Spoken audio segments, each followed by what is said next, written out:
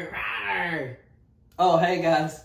Welcome to Active Dad. I'm Andre Holmes, and today we're going to be talking about the brain, the upstairs brain and the downstairs brain. And the more that you know about it, the better you can help raise your children in a respectful and healthy and effective way. Now stay tuned through the end because I'm going to be sharing a special message to those who are expecting a baby or just had a baby. So, I'll be right back. Rawr, rawr, rawr.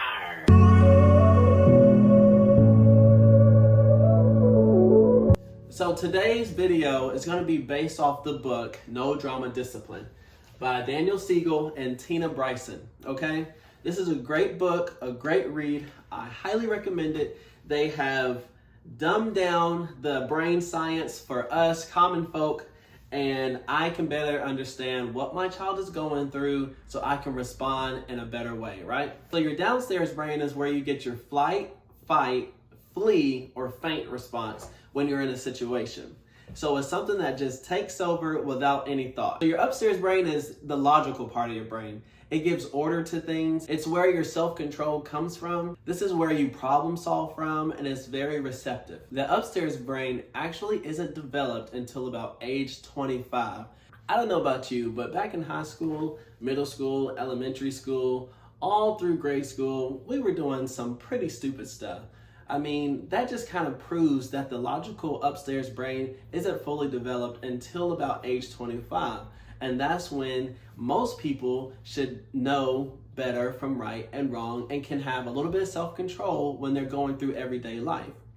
We know that their upstairs brain is under major construction, and after about age 4 or 5, it just continues to get remodeled until about age 25. So they're constantly learning how to have self-discipline, self-control, and use the logical part of their brain. So sometimes you'll have your child respond beautifully in a situation and you're like, oh my gosh, I can't believe that my child responded to that so well. They shared their toy that they never want to share, that they said please and thank you after receiving something. You have to know that their upstairs brain is not fully developed to be able to do that all the time like us adults can do. And even us adults slip up sometimes, so cut your kids some slack. You can't operate from a downstairs and an upstairs brain at the same time. So when we are talking to our children, we need to connect with the downstairs emotional brain first, and then we can talk to the upstairs logical brain. But if we start talking and teaching and preaching while they're upset, operating from their downstairs brain, it's gonna go one ear and out the other, as they used to say. There are some ways you can connect with the downstairs part of your child's brain. You can connect with them non-verbally. You can pat them on the back. You can give them a hug. You can hold their hand. You can get down on their level and just sit with them. Whatever you can do that will actually soothe the rage or the crying or the tantrum that's going on. They have to be able to connect with you on an emotional level before you can bring any type of logic to the situation. Remember, they've only been here a few years. We've had almost half a lifetime of knowing right from wrong, knowing how to regulate our emotions, and our upstairs brain is functioning fully at this point now, but theirs is still under construction. So we have to take that into consideration when we're talking to our children. Maybe sometimes there needs to be some type of logical consequence behind what just happened. But we can't do that in an effective way if we're still talking to them while they're in a downstairs emotional state. So we gotta wait until that passes and they're in a receptive mode so that their upstairs logical brain can actually receive the message. That's when the consequences will be a lot more beneficial. Now, when I say logical consequence, remember that it's something that's relatable, it's reasonable, and it's respectful to your child. Get in the hole with them. My wife actually taught me this analogy that she heard is when somebody is down and out and they're in a hole, let's just say a metaphorical hole, and what they want in that moment is not to be pulled out of the hole. They don't want you to throw down a ladder so they can climb out of the hole. At that moment, when they're in that hole and they're in their deep, darkest moment, they just want you to get in the hole with them to understand where they're coming from. So if you climb down and sit next to them in the hole, then they can finally realize that I'm here to comfort you, I'm here for anything that you need, I'm down here with you, and we're just gonna ride this thing out together. That right there is gonna let their upstairs logical brain come online, and then they can start figuring out their own solutions to their problem. And a lot of times that's what we need to do with our kids.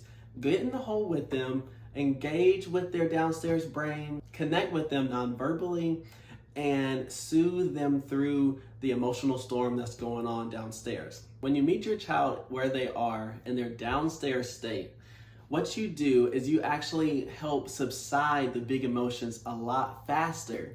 Because if you enrage the emotions downstairs, what's gonna happen is they're gonna prolong that whole tantrum and you're not gonna get anywhere anytime soon. So just like when I'm feeling down, I want somebody to engage my emotions, whether they're rational, irrational, made up, they're very real to me in that moment. So if you could just acknowledge how your kid feels in that moment, you're gonna get a lot faster, calming them down a lot faster than not.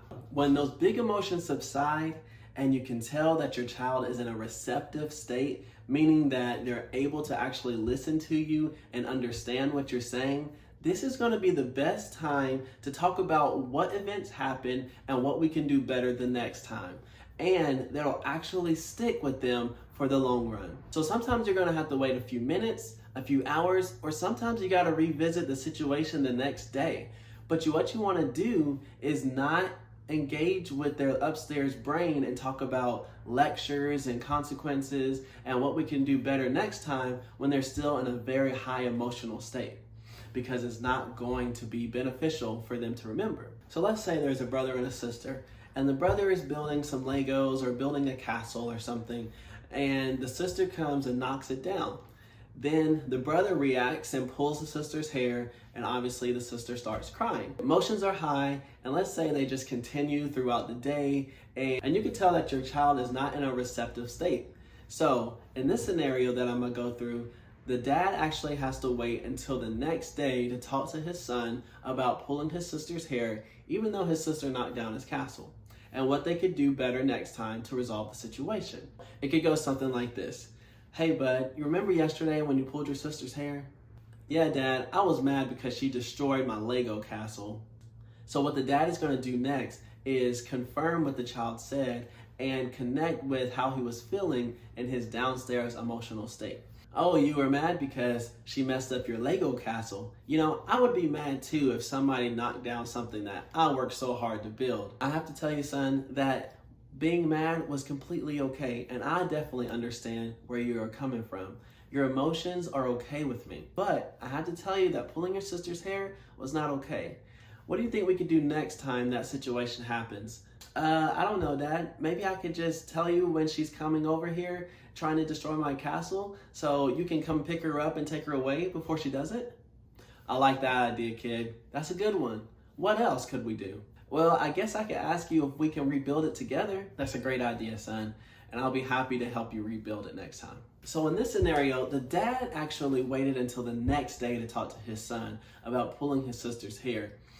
This is when he knew that he was in a receptive state to be able to listen to some reason and some logic, meaning his upstairs brain was online at that point. Actually prompted his kid to come up with solutions of how he can handle the situation better next time. This way, the kid coming up with his own solutions are better to stick with him than you just laying down the law.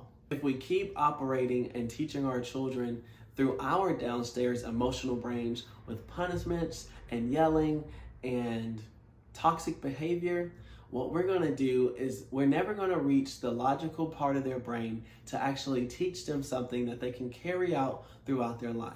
So here's my special message for anybody expecting a baby or had just had a baby. Now this might be a sensitive topic for some, but we have to address it, okay?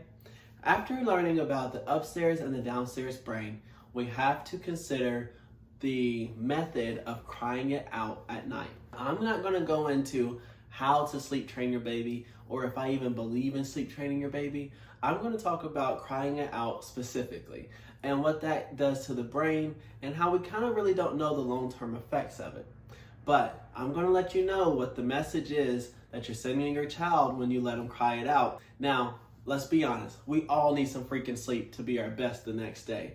But who said that parenting was going to be easy? It's not easy for any of us, you know? And sometimes we're going to have to operate with a lack of sleep, and it's not going to last forever. The cry it out that I'm talking about is putting your baby in a room by themselves and allowing them to cry themselves to sleep. Whether you put your baby down and they're awake and they start crying, or you put your baby down and they're asleep and they start crying, regardless, if your baby is crying, they need you in some way. Comfort is just like any other need that they have. They're in this big, scary world and they need you. When they start crying at night, you're actually enraging the downstairs brain. They need to be comforted in that moment. And if you just ignore them for however long it is until they stop crying, that's where the issue comes in. The way that we teach a child to self-soothe is actually by soothing them. So when we let them cry it out, it doesn't do anything but enrage their downstairs brain. So when we come to our child when they're crying, we let them know that your emotions are okay with me and I'm here for you anytime that you're upset. That's the message that we want to send to our kid. Now, if we don't come in the room and we allow them to continue to cry until they get exhausted or they just stop crying, what that actually does is it's sending an automatic message to the upstairs brain to say, when I'm crying and upset, nobody is going to come. So when cry it out actually works, it only works in the sense that the logical brain has made it a fact that you're not going to come in there and comfort them or rescue them or cuddle with them or pick them up. They've actually learned that when they are crying at night, you're not going to come in the room. So at that point, there's no point in crying anymore. I don't know about you, but that's not the first message that I want to send my kid when they first get here. Remember, your logical brain, that's where your self-control comes in. That's where your facts come in. That's where your life lessons come in. So when you let your child cry it out, their downstairs brain is going to send an automatic message to the upstairs brain to say, hey, nobody's going to come in here even if you're upset. We have to intentionally teach the upstairs brain on what to think and how to behave. If we don't do that, we're going to get all these automatic messages sent to the upstairs brain from the downstairs emotional brain, and then our child will start to operate from an emotional state rather than a logical state for longer than they should. If you've tried these methods in the past, I sympathize with you. I really do. But I urge you to take these things into consideration for the next baby. And if you're talking to a child who has went through cry it out when they were younger, just show them every day going forward that you're here for them when they're upset for any reason. Whether it's for a hug or whether it's something they need or something they want, let them know that you're here for them regardless and that you love them and that their emotions are okay with you. The brain is still changing every day and they are shaped by those experiences that we have. It's never too late to start positive change with your parenting no matter what age your kids are, even if they're adults.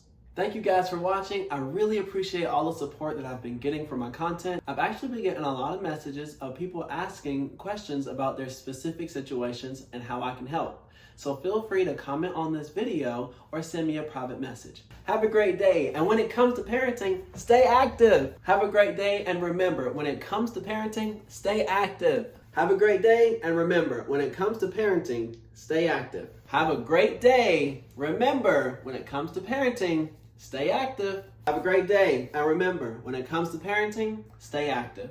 See you guys in the next video.